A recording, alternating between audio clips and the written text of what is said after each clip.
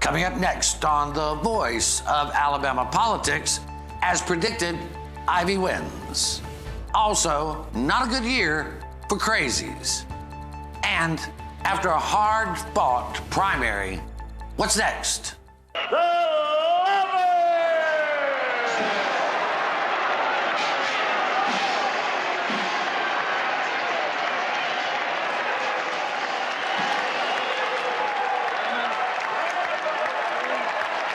No gouging. Ooh, I don't think there's going to be a lot of love. All this and much, much more coming up next on The V.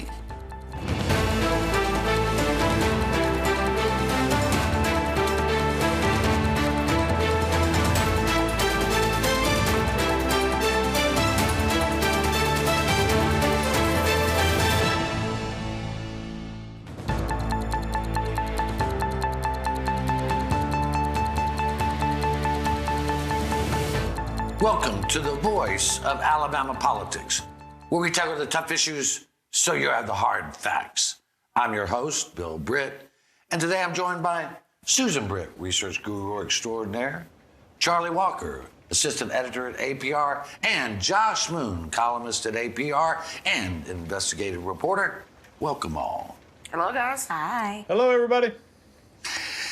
You know, Susan, the polls could not have been further off. I mean, those polls, what were they done by? The Oompa Loompa squad? Obviously. I mean, Kay Ivey won without a runoff, 54.5%. We heard reports and polls leading up to the primary that said, oh no, she's in trouble, there's gonna be a runoff, blah, blah, blah, blah, blah. She moited them. She did. She martyred them. 54%. I mean, that's strong.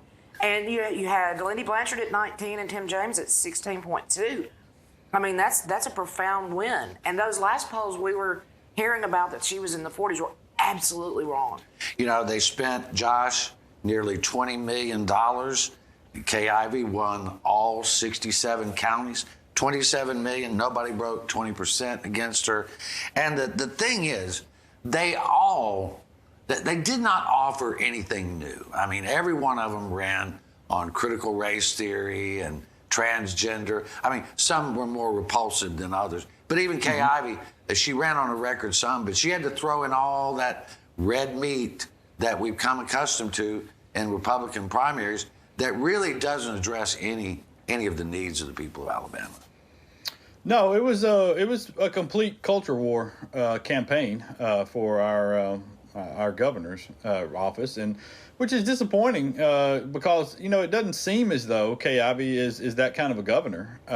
She doesn't seem to get caught up in the culture wars very much. She stays to herself for the most part, and really that's kind of how she ran the last few weeks of the campaign, which is, I know what the polling said on that, but I had always said, I thought that she would come in much higher, simply because I felt like they weren't talking much.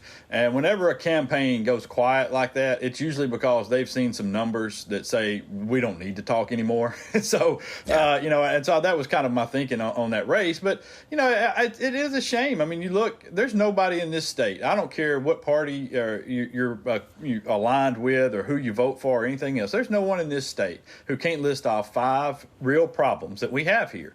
Right. And mostly we agree on those problems, and not any of those problems were addressed in this governor's race. Not a single one. And Susan, I think one of the big things is as the voters know Kay Ivey. They know her. They know what kind of governor she's going to be. All this other stuff, this distraction, culture wars, was really, that's driven by pollsters. I'm quite certain that some of the things. Go ahead, Charlie. Oh, no, I was just going to say how I was just so relieved. I was never really worried about Lindy, but for some reason, Tim was so crazy to me that I was afraid, and Alabama likes crazy. We know they do. I was afraid that he may have weaseled his way in, but he did not.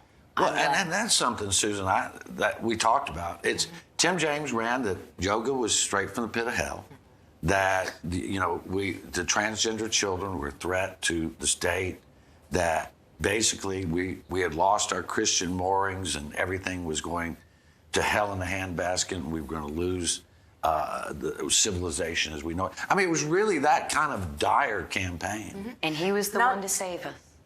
None of which the governor has any power to do anything. Not really. No, Not really. But Josh, I think that extreme right did not sell. No, it didn't. It really didn't sell in most of the races. If you look around the state, it didn't. No. There were some, listen, there were some extreme right people that had some real problems in the legislature as well. I know we're going to talk about some later, but it's it is it was kind of encouraging a little bit to see that the crazy, like Charlie said, just didn't sell very well to the Republican based voters for the most part. And that's maybe somebody will take something from this. Maybe some of the pollsters and the people and the consultants and guys out there in DC will look at this and say, hey, maybe we need to move this back to actually focusing on some issues. I say that having known full well that the one guy that did focus on nothing but the issues didn't do anything. Oh, would he get 5%, Lou Burdett? So maybe not completely issues based, but something along those lines. Pull it back from crazy anyway, and head more towards the center. Well, and I think the thing is that really when we look at most, I mean, I don't know, Florida and Texas, they're kind of off on their own little la-la land right now, but most people want a governor that is a problem solver, not a rebel rouser.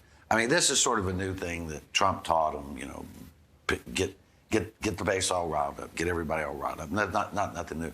But generally speaking, Susan, don't you agree that people want problem solver governors? I do, and I think, people getting a little tired from all the being riled up all the time thing. At least I hope so. And people really want a leader. We want somebody that's going to make good policy decisions and somebody to guide the legislature in the way that Alabama citizens want to see their state move, not somebody that's just going to get into office and spew hatred all the time. I truly believe if Tim had been elected, he would have been our own little mini Trump, and our headlines would have turned into about his tweets and things of that nature. So I'm once again just glad Ivy pulled it out. And I think the people of Alabama are we've got some extremes, but I think basically the people of Alabama are center right. We see that, but they're not to these extremes. But politicians and political consultants, they want to gin up the base and make sure. But Josh, only 23% of the available voters showed up at the poll for a big election. Mm-hmm. Yeah, that's a problem that some people need to discuss a little more. I think about what we're doing that discourages so many people in this state from coming out and casting a vote for somebody. I mean, is it strictly the gerrymandering issue, like a lot of people claim? Is it that they're just they can't relate to the candidates? Are they turned off by the negative advertising? What is it? And I'm not necessarily offering those things as answers to this. I'm just asking the questions I think that some people need to ask about what is it that we're doing that's keeping people away from the polls? Because, I mean, honestly, that's kind of disgraceful. It really is disgraceful. Yeah. And Susan, somebody was complaining about the Democrats voted for Republicans. I mean, I always look at that like Ronald Reagan, where he said they didn't buy into I didn't buy into their agenda. They bought into mine. I'm really not surprised that a lot of Democrats got involved. Simply because they realized that this is a Republican state, and if you want to have a say in the way your state's going, you're going to have to do that. Yep. All right. So we're going to have to leave it right there. You're watching the voice of Alabama politics. Take them where you can get them.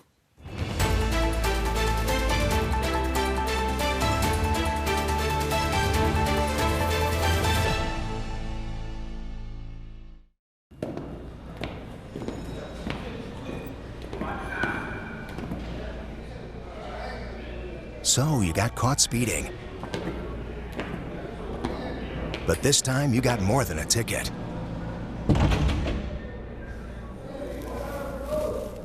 What are you in for? Vehicular homicide. Stop speeding before speeding stops you.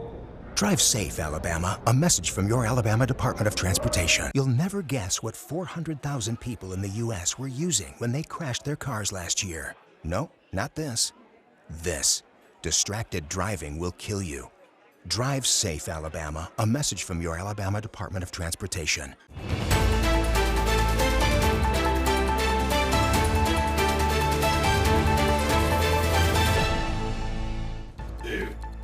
Welcome back to the V, the voice of Alabama politics. Interesting, once again, the polls were dead wrong. I don't know if these polling companies are being paid to lie. But Susan, they had Katie Britt and Mo Brooks within 2 points. She beat him like a rented mule by 15 points. She also won 62 out of the 67 counties and barely lost Limestone and Madison County. Katie has won the day, and now we go to a runoff. We do go to a runoff, and what you're saying is interesting because we were listening to it on a national station as we were, coming down to Montgomery this week, where Mo Brooks had made this great, comeback, and so even the national news sites bought into this. But if you watch the McLaughlin poll and those, it's very steady that Katie was going to get this majority, but we did think she was going to get in a runoff. It was just a question of who with. Yeah, and it was a bigger majority, Josh, than actually we any of us had anticipated. Well, I think it was a little bigger, and I was really kind of hoping, honestly, I'm a big Katie Britt fan or anything, but I was kind of hoping that she would get the 50 and we could just stop this nonsense. So we didn't get another 4 weeks or however long it is of these ads back and forth, because now it's Mo Brooks in this thing, so the ads have got to be just insane. But yeah, I mean it's. I didn't understand that either. I didn't understand Brooks taking the stage and calling himself Lazarus that has risen from the dead when he got beat by 100,000 votes in a 600,000 vote race. I mean, it's just like, it's silly. Really, what are you talking about? I genuinely believe he has lost it at this point. Wasn't it that he said, and if we have those kinds of debates, she better bring whatever she wants to wear to be ready to duke it out, because it's going to be a fight. It's going to be no holds barred. It'll be Muhammad Ali. What the hell? It's just, is he straight up saying he's going to beat the crap out of Katie Britt? Are we just going to let this slide by and not say anything about the toxicity? Because it's really bad, guys. I mean, and I don't mean us. I'm talking about anyone who heard that. The problem is that's like the 100th craziest thing that Mo Brooks has said, So, But it's way down the list. Yeah, I know what you're saying. I don't discount it at all. It's crazy. That's borderline threat. God. Yeah. I think this break. Let's take this back to Durant, who came in third, and he called Katie Britt corrupt. He said that because she ran negative campaigns that actually told the truth about him, that she was corrupt, she shouldn't be in Washington, she should, and that he is going to join with Mo Brooks to beat Katie Britt. I don't know if anybody ever read the books, like The Girl with the Dragon Tattoo. They were originally titled Men Who Hate Women. That's the thought I was going for. I think they genuinely just hate women, Durant especially. Just saying. Well, blame the woman. That's what he's done before, isn't it? Josh, he blamed his sister for his father raping her. Yeah, no, it's listen, it was a you're right. What you said just a second ago is 100% right. That the only thing that anyone did in terms of negativity against Mike Durant is tell the truth about him. That we don't know much about him. We don't know how long he's lived here. We don't know. He's certainly not from here, and we don't know anything about him. And he had an opportunity to correct all of these things. They asked for a debate. Mo Brooks and Katie Britt wanted to debate, put him on a stage and everybody go at it. And he could have answered a lot of these questions, and he refused to do that over and over and over again. And I think that kind of, at a point when people kept pounding him about these things, and then he refused to answer the questions about them, well, everybody was like, oh, well, see, they're probably true. And honest to God, we know the stuff about his sister is true. I sat down with her, had a nice long chat. And between the two of them, I think we know which one came off as more credible. And the other thing is, Susan, he's so thin-skinned. This guy has portrayed himself as a war hero, and I appreciate his service. And so, some big tough guy in these ads, whoa, I'm tough. And he can't take a little hit in a contest from a woman. Right. And then, if he can't take a hit from a woman here, how is he going to take one in Washington from, like a Pelosi or something like that? He wouldn't have been able to do the job. Yeah, I know. And let's not forget too. Let's also not forget that he put out a lot of negative ads himself. Oh yeah, you know. Yeah. You know, there were a lot of negative ads against Katie Britt in this thing that they put out themselves. And so, I mean, what are you complaining about? Play the game, man. He straight up lied about Katie Britt voting to supply abortion pills to teenagers. Straight up lied. Let's not forget here. I want to make sure that Katie gets credit. She went out there. She did the old-fashioned political politicking, where she went out. She met people. She crisscrossed the state over and over and over, making sure she met her voters, talked to them about their concerns, and addressed them. She really did a good job, and she got it by hard work. I mean, let's break it down here. If Mo Brooks wins, Mo Brooks will vote against helping Huntsville. He will vote against helping Mobile. He will vote against anything that brings federal dollars to Alabama. Including veterans. If Katie Britt, he voted against veterans recently. Yeah. If Katie Britt wins, she's going to do those things that will bring prosperity to Alabama. Exactly. Because she's she going to be actually an Alabama's, senator from Alabama. You know, one thing I wanted to say, and it struck me along the way here. The one person I wanted to kind of recognize was Wesley, Katie Britt's husband, Wesley Britt. I covered Wesley when he was playing for the University of Alabama, and he was a really good teammate back then, and everybody liked him a whole lot. And you just noticed as she kind of crossed the state, or I did at least, and it struck me. You had a female running for this higher office, and her husband was there at pretty much every stop along the way, talking to people, going out and talking and supporting her along that. And it was a really interesting dynamic to see that I don't think you see a lot in American politics, at least in the South, a lot of a man supporting a woman in that way. And I thought it was a really neat thing to see. That's, I think, because Wesley Britt is secure in who he is. It is. Yeah, absolutely. I think he's a good person. Yeah. I thought you were about to say he's her security. I was about to be like, probably. well, that too. Nobody messes with Wesley. See how that works out. I don't know. Brooks threatening Katie. I don't think he wants Wesley Britt standing nearby. No. Because that boy could. Well, I won't say, but we all know what could happen. It wouldn't be good. But we're going to have to leave it right there. Not violence, just like if he blew at him. You're watching The V, the voice of Alabama politics. We'll be right back with the weird and the wonderful.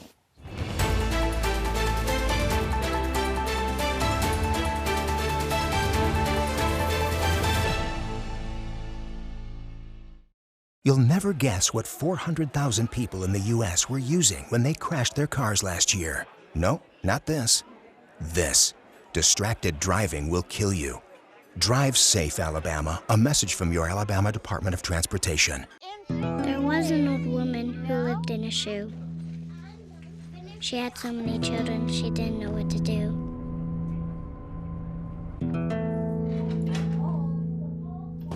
She gave them some broth without any bread and kissed them all soundly and put them to bed.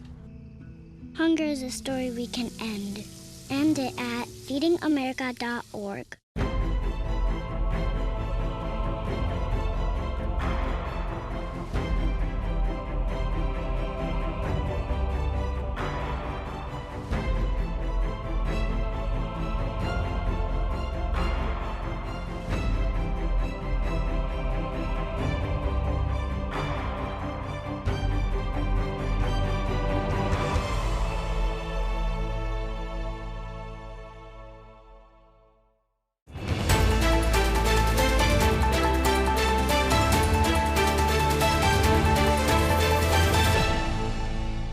Welcome back to The V, the voice of Alabama politics. Take it, Charlie. Don't you do that. Ignore him. Hey, there's some other races that happened. One of the more interesting ones, West Allen, Representative West Allen, running for Secretary of State. He's running against Jim Ziegler, the auditor of the state. Sorry, it makes me gag. And, this has gone to a runoff. Susan, I know you have some strong opinions about this, so take it away. Thank God. Thank God they're going to a runoff. I really, was concerned that Jim Ziegler was going to win, the majority here. And I'm glad he didn't. I really want people to see, be able to compare the two of them now and see really where they're standing here. Well, the one thing for sure, Josh, if Jim Ziegler becomes Secretary of State, Fox News and those other channels will hear from Jim on a regular basis, because I think he will attract that type of attention. Because he's a big personality. Yeah, he loves the camera, man. He loves it, and he does not shy away from that distinction. That when you talk to him about loving the camera, he readily admits to that, and he does. And so you don't need that out of your Secretary of State. I think everybody around the state has had a problem here or there with John Merrill, but at the end of the day, John Merrill has done the job. And he takes the job seriously, and he puts up with, he puts up with a lot of stuff from his party, because he holds up the law in a lot of cases. Yeah. And so, I think if we would be lucky to have somebody in this point in time, given the way our politics is in this state, I think we would be lucky to have somebody to just do the job like Merrill has done it. Yeah, I think that's absolutely true. One of the interesting things, and people talked about this, but hard to see, Jay Hovey over in the Auburn, the District 27 over there, is councilman, county commissioner, I guess, or is it councilman? No, he's councilman, city councilman in Auburn. Yeah, he's councilman. It looks like city council. He is going to win against Tom Whatley. Tom was down. Senator Tom Whatley down by 4 votes. There are 60 provisionals. Interesting. Hovey's very, very popular in the Auburn area.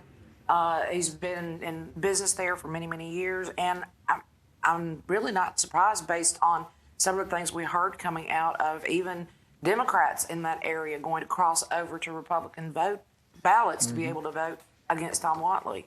Well, Tom's always been there. That's what I was just about to say. It's so odd. It's just he's always been, for me being around, he's always been there. So him not being there just it's going to be kind of weird. Yeah, it will be.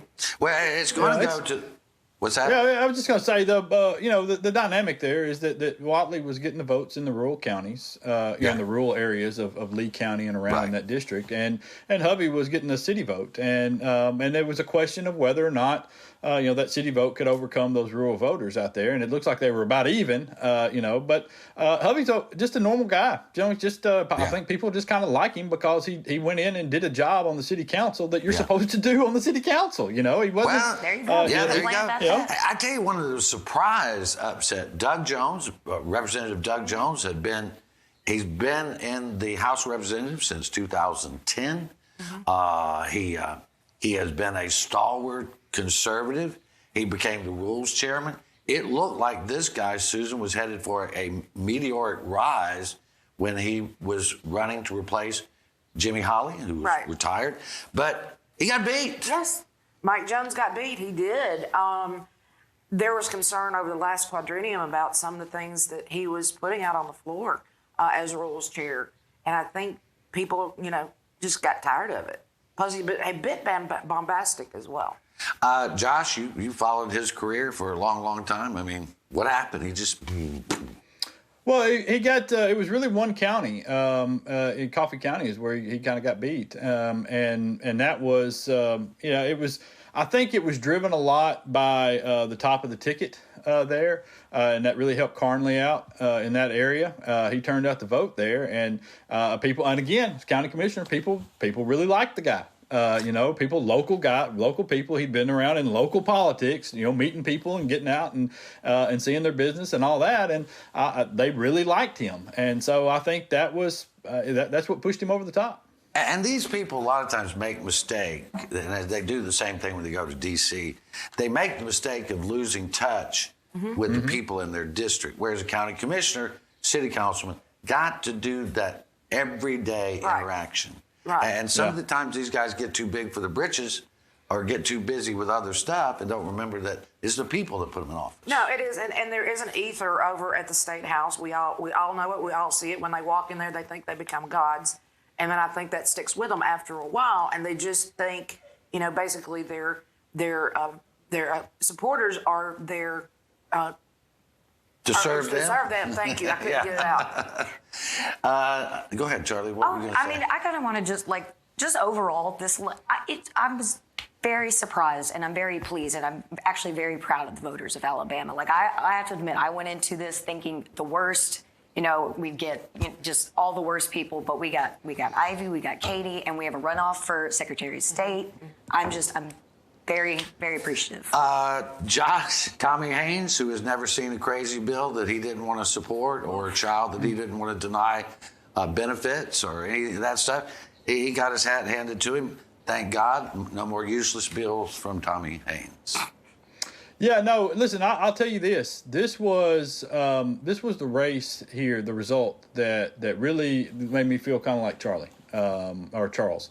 And it really the Kirkland that ran against him. He ran a race that was essentially, listen, we're not getting done the things that we need to get done in this district here because we have somebody representing us who continues to focus on the crazy instead of on the substance of things. And I'm going to go down there. I'm going to work with Ivy. I'm going to work with the rest of my fellow legislators, and I'm going to get some stuff done and bring it back to this district here, and we're going to get our piece of the pie. And voters said, okay, let's do that. That's what you want. And that's why I keep talking about with people and saying, listen, ignore this crazy and get people who work for you and get things done for your district, and they'll help you every day.